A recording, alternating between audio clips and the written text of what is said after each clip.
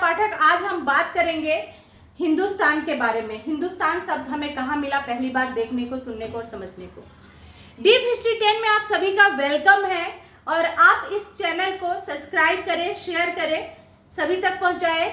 आपका एग्जाम चाहे किसी भी लेवल का हो, अगर क्वेश्चन हिस्ट्री से है तो बिल्कुल स्किप नहीं होगा, बिल्कुल नहीं छूटेगा, 100%। चलिए हम जानते हैं हिंदुस्तान नाम हमें सबसे पहले कहाँ मिलता है। हिंदुस्तान नाम की व्याख्या हमें सबसे पहले मिलता है नक्श-ए-रुस्तम अभिलेख में। कहाँ मिलता है? नक्श-ए-रुस्तम अभिलेख। ये नक्श-ए-रुस्तम अभिलेख जो है 3 भाषाओं में है। इसके ऊपर 3 भाषाएं हैं, ईरानी, पहलवी, ग्रीक या यूनानी। यूनानी को ही ग्रीक कहा जाता है, ग्रीक को ही यूनानी कहा जाता है, ठीक है। उसके बाद से यह जो अभिलेख है ये 262 ईस्वी यानी 3री शताब्दी में इसकी रचना हुई, इसको लिखा गया। इसको लिखा इराक के ससानी शासक जो थे शाहपुर प्रथम के द्वारा यह नक्श-ए-रुस्तम बनवाया गया। लेकिन उस समय जो हिंदुस्तान नाम की इसमें व्याख्या मिलती है वह सिंधु नदी या सिंधु डेल्टा क्षेत्र के लिए है, उसके आसपास के क्षेत्र के लिए है, पूरे भारत के लिए नहीं है। प्रेजेंट में जो भारत है या उसके बाद जो भारत बना पूरा उपमहाद्वीप, उसके लिए नहीं था। उसके बाद से फारसी ग्रंथ जो है 9वीं 10वीं शताब्दी में हमें मिलता है, जिसका नाम है हुदूद अल आलम। हुदूद अल आलम के जो लेखक है वो अज्ञात है और इसमें जो हिंदुस्तान शब्द मिलता है वह पूरे भारत उपमहाद्वीप, पूरे हिंदुस्तान उपमहाद्वीप के लिए यह नाम संबोधन किया गया है। तो जब भी हम आंसर राइटिंग करें या PYQ में भी आता है या क्वेश्चन आता है जो टिक करने के लिए, उसमें भी हम आसानी से अगर याद होगा तो लगा सकते हैं, ठीक है। अमीर खुसरो भारत को हिंद कहते हैं तो वहीं ईशामी हिंदुस्तान कहते हैं। अमीर खुसरो भारत को हिंद कहते हैं तो वहीं ईसामी इसको हिंदुस्तान कहते हैं।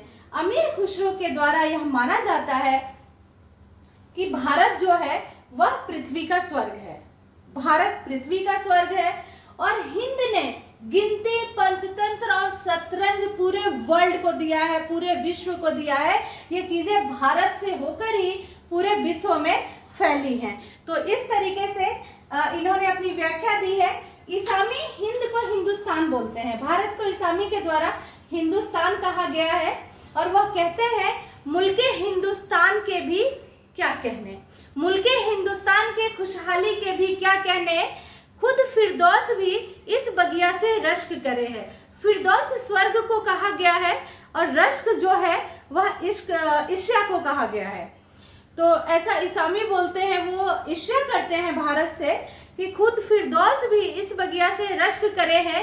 इस धरती के, इसका इलाका इस धरती के माथे का गहना, मतलब भारत का इलाका इस धरती के माथे का गहना जैसे दुल्हन के मुखड़े का तिल हो।